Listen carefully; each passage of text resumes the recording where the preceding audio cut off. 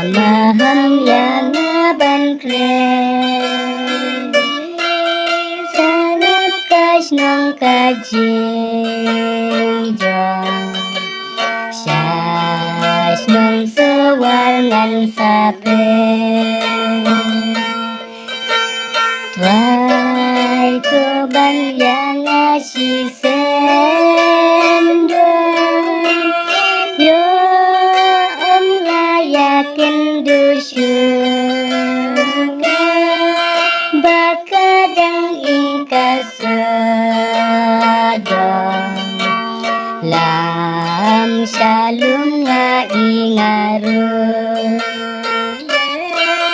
ngalailin saw na sedang haka bentang ngadang din iba pluka mora cuas nong yublay bladang tay sa kilum sa jerong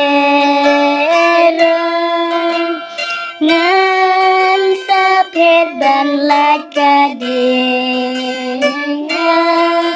lakaktis im kajing